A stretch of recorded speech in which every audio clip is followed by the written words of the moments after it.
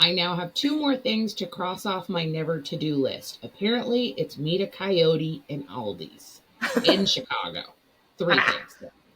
So, anywho, last week there was a video about a coyote in an Aldi store in Chicago that went viral. The Chicago police officers were actually attempting to wrangle the canine, but in the video, they didn't actually know what it was until they Great. fully dragged it out. They were kind of expecting like a possum or a raccoon. Nobody expected a canine, like a wolf. And so a coyote. Oh my gosh, I can't even talk. But apparently he had like scurried under a cold food display in the produce section and they couldn't get him out. Ultimately, the city animal control officers arrived and they took the coyote into custody. They transferred him to the Flint Creek Wildlife Rehabilitation. And they later posted on Facebook that the coyote was unharmed, but he was scared, and that they will return him to the wild when he is ready. Now, the wildlife facility is kind of saying that they think that the coyote went into the store to get away from human traffic and then hid in the refrigerated section to get away from the people inside the store. And if you're wondering why a coyote's even out and about, running errands at the local Aldi, apparently it is coyote mating season. And that goes until May. So those frisky little guys are out marking their territory to let other males know that their loved ones are taken in this area, especially at Aldi. So other males should not go in there. This is my Aldi. Yeah.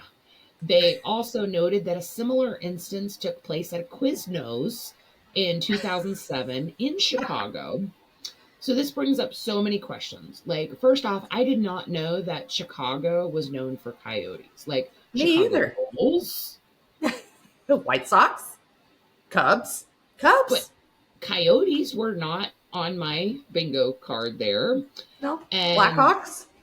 I think of it, Chicago, the Windy City. I think of like big buildings and stuff. You know what I mean? Hot dogs. Hot dogs. That's the only dog, though. Yeah, but I don't think of coyotes just running around Chicago. Yeah. Now, they usually don't like people. So, like, you would think in a city environment that doesn't, I don't know what their green space looks like. I don't know if they have like a lot or a little. I'd have to look, but like, I think of coyotes as like, in the desert, like New Mexico, like, you know what I mean? That was just, Chicago wasn't on my list.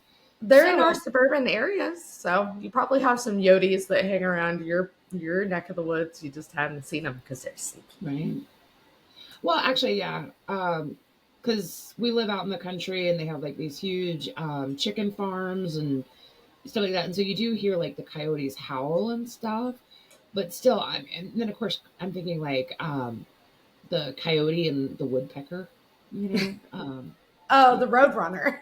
The woodpecker. So, but anyway, my first thought was, did like a little Acme bomb go off when he went in? Anyway, there was an anvil right beside him when they found him. Like he busted. Like he was chasing the Roadrunner and just ran straight into an Aldi. Yeah, that's right. Anywho, but thankfully Coyote's fine. But now I'm a little terrified to go to Aldi's in Chicago.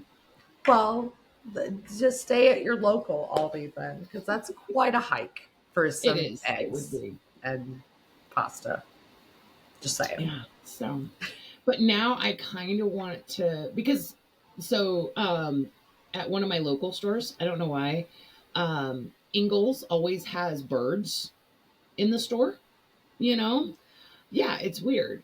And so now I'm like, I kind of want to go down the rabbit hole of different animals that have gotten into grocery stores, because is this a normal occurrence? Like, does this happen all the time? Then again, there's a Walmart, I think, that has a good bit of birds near me, oddly enough. Thanks for, because how do they get it? Especially when they got like the rafters and stuff really high up. Like, how do you get them out? I had a bird in my house one time. That was not planned. It was an outdoor bird that came inside, and then we had to shoo it out. That's Right. You do different. like the like like we had a bird that came into on our screened in porch, Yeah. and we had to like trick the bird into getting out because it kept going everywhere we didn't want it to go. And it was kind of complicated.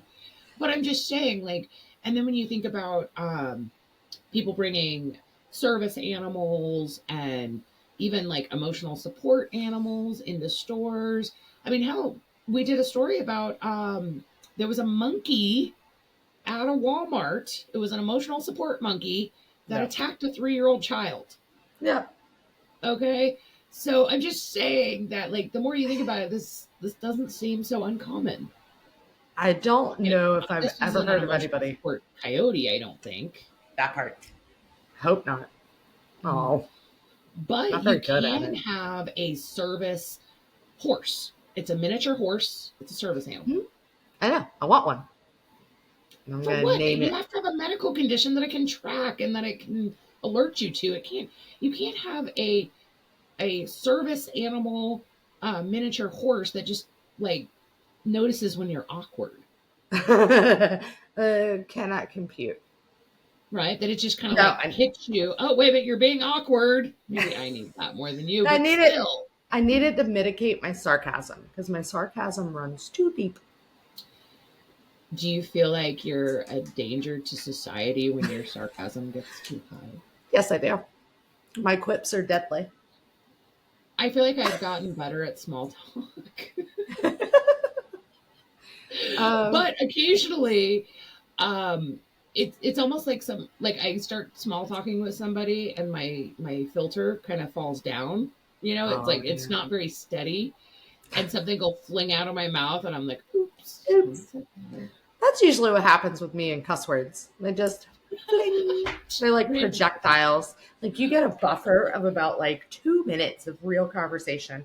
That's it. That's all I can That's what I'm hold saying. back. Is like, I mean, my sarcasm filter is held up with like toothpicks and duct tape.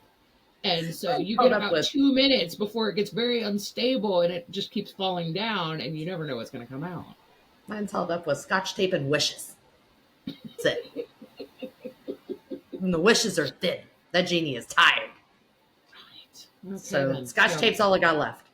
All right. So I'm just thinking, beware of coyotes in Aldi. That's all I'm saying.